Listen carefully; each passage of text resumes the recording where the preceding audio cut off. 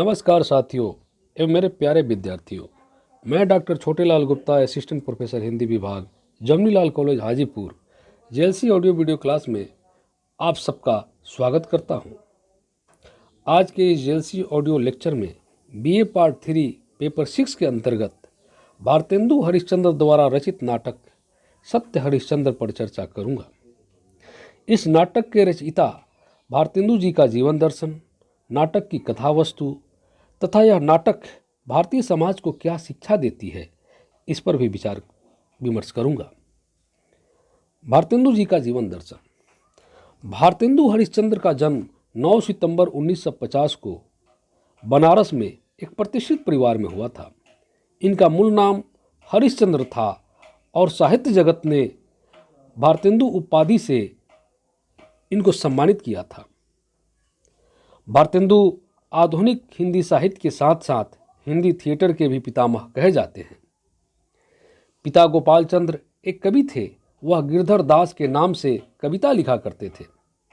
भारतेंदु जब 5 वर्ष के हुए तो माँ का साया सर से उठ गया और जब 10 वर्ष के हुए तो पिता गुजर गए। भारतीय नवजागरण व नवक्रांति की मशाल थामने वाले भारतेंदु ने अपनी रचनाओं के जरिए गरीबी, गुलामी और शोषण के खिलाफ आवाज बुलंद की। सिर्फ 35 वर्ष की उम्र पाने वाले भारतेंदु की अनेक विधाओं पर पकड़ थी। वे एक गद्यकार, कवि, नाटककार, व्यंग्यकार और पत्रकार थे। उन्होंने बाल बोधनी पत्रिका, हरिश्चंद्र और कवि वचन सुधा पत्रिकाओं का संपादन भी किया। हिंदी में नाटकों की शुरुआत भारतेंदु हरिश्चंद्र से मानी जाती है। तेज याददाश्त और स्वतंत्र सोच रखने वाले भारतेंदु कई भारतीय भाषाओं के जानकार भी थे। उन्होंने अपनी मेहनत से संस्कृत, पंजाबी, मराठी, उर्दू, बांग्ला, गुजराती भाषाएं सीखी। भारतेंदु के विशाल साहित्यिक योगदान के कारण सन 1857 से सन 1900 ईस्वी तक के काल को हिंदी साहित्य में भारतेंदु युग या भारतेंदु काल के नाम से जाना जाता है। उनकी मृत्यु 6 जनवरी 1885 को हो गई। नाटक की कथा वस्तु। यह निर्विवाद सत्य है कि साहित्य उद्देश्य पूर्ण होता है। साहित्य की कोई भी विधा निरुद्देश्य नहीं होती और जब नाटक की बात होती है तो यह उक्ति 100% सत्य साबित होती है, क्योंकि नाटक का सीधा संबंध सामने बैठे सहृदय समाज से होता है जिसकी बात वह कर रहा है। इसी कारण नाटक की प्रासंगिकता और भी बढ़ जाती है। चंद्र टरे सूरज टरे, टरे जगत व्यवहार, पै दृढ़वत हरिश्चंद्र को टरे न सत्य विचार। भारतेंदु हरिश्चंद्र की यह पंक्तियां महाराजा हरिश्चंद्र की सत्यनिष्ठा और दानवीरता को चित्रित करती है।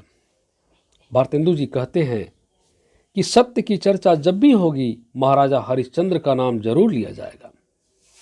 नाटक की शुरुआत इक्ष्वाकु वंश के प्रतापी राजा हरिश्चंद्र द्वारा किए गए यज्ञ से होती है। यज्ञ के प्रभाव से तीनों लोक में हाहाकार मच जाता है। देवताओं का सिंहासन हिलने लगता है और उन्हें अपने सिंहासन खो देने का भय सताने लगता है। सभी देवता ऋषि विश्वामित्र को राजा हरिश्चंद्र के सत्य की परीक्षा लेने के लिए भेजते हैं। इसके उपरांत ऋषि विश्वामित्र सपने में राजा हरिश्चंद्र से उनका राजपाट, धन वैभव मांग लेते हैं। सपने में दिए गए वचन को निभाते हुए राजा हरिश्चंद्र अपनी पत्नी तारामती और पुत्र रोहितास के साथ काशी आते हैं। धन कमाने के लिए वह स्वयं को डोम राजा के यहाँ भेज देते हैं। वह डोम राजा जो शमशान का चंडाल था, जो सौदा के लिए आए मृतक के परिजन से कर लेकर अंतिम संस्कार करने देता था। एक दिन सर्प के काटने से पुत्र रोहितास की मृत्यु हो जाती है। रात्रि में पत्नी तारा अपने पुत्र के शव को लेकर शमशान में अंतिम क्रिया के लिए पहुंचती है। वहां पर राजा हरिश्चंद्र पत्नी तारामती से भी दाह संस्कार हेतु कर की मांग करते हैं। तभी पत्नी तारा अपनी साड़ी फाड़ कर चुकाती है। शमशान में बिजली चमकती है। बिजली की रोशनी में उस अबला स्त्री का चेहरा नजर आता है। वह स्त्री कोई और नहीं, उनकी पत्नी तारामती है और उसके हाथ में उनके पुत्र रोहितास का शव। अपनी पत्नी की यह दशा और पुत्र के शव को देखकर हरिश्चंद्र बेहद भावुक हो उठते हैं।